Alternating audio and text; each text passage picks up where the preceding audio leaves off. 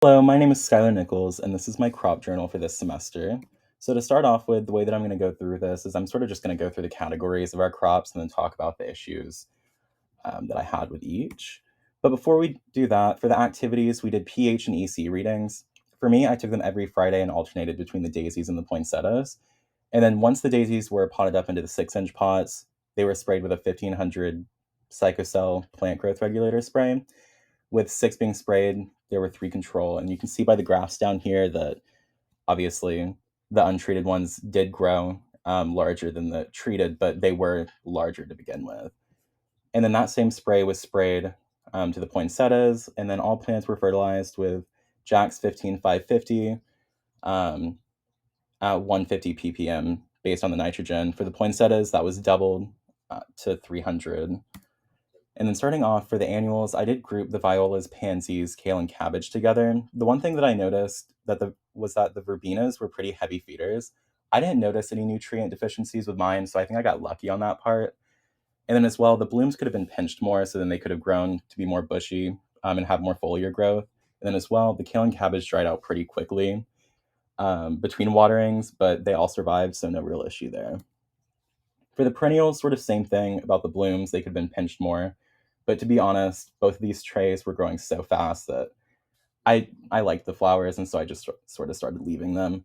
And then as well, the asters were potted in the middle of the tray, and so they were shaded out by all the other plants since they didn't grow as tall as the others. For the herbs, a couple of issues of these guys. For one, the basil and cilantro were pretty thirsty plants, and so they would droop if they weren't watered daily. I normally watered every other day, and so they did pot back up, but they probably could have gotten more water.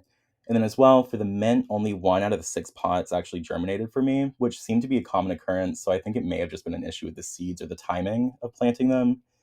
And then as well, did not notice this in the greenhouse, but once I brought them home, there were spider mites on the cilantro and basil, which means I should have been scouting them just like I was with my other plants.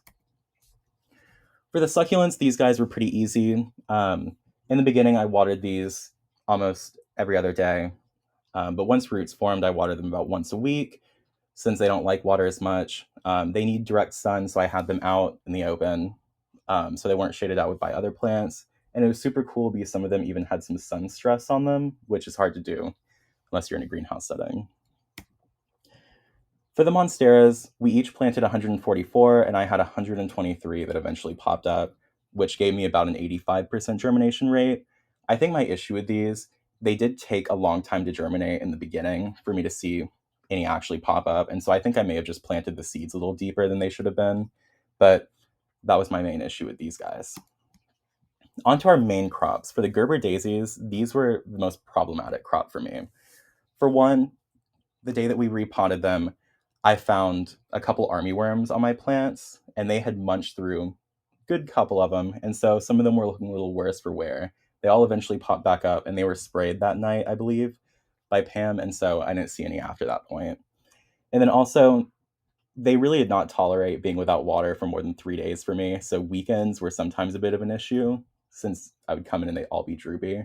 None of them died though, they all perked back up, which was good. And then another thing is they probably should have been transplanted sooner since in the smaller pots they were root bound and they were pushing out so many flowers that it was just hard to keep count and hard to keep cutting them off. But other than that, pH and EC readings, those stayed in a good range. They didn't move too much, and it stayed in the range that they liked. So overall, pretty good on that front. For the poinsettias, I only lost one plant this semester, and that one plant was a poinsettia. And I pulled it out of the pot, and it was rotten. And so I'm not sure if that's because that one plant got overwatered or it was just a bad plug. But I did learn that poinsettias do need more water than I had thought because I thought they were just like any other succulent and they did not like water. Turns out that's not really true, but thankfully I learned before they got too droopy. And then I did fertilize these guys with every watering in the beginning. The last month, I kind of got a little lazy and only did it every other watering, and they were watered about twice a week. And also, a couple of the plants were not really pinched properly. At the time of pinching, a lot of the plants were really small, and so it was hard to pinch them properly and leave 7 leaves like we were supposed to. And so some of them just didn't branch out as much. And for the ones that did branch out, they were so close together that some of the branches were shaded out. And so some leaves were dying at the bottom because of that. For my pH for these guys, it stayed in a really stable range, and in a good range for them, so no issue with that, but my EC was all over the place. And I think that was primarily because I wasn't really watering them as much as my other plants and as much as they could have been.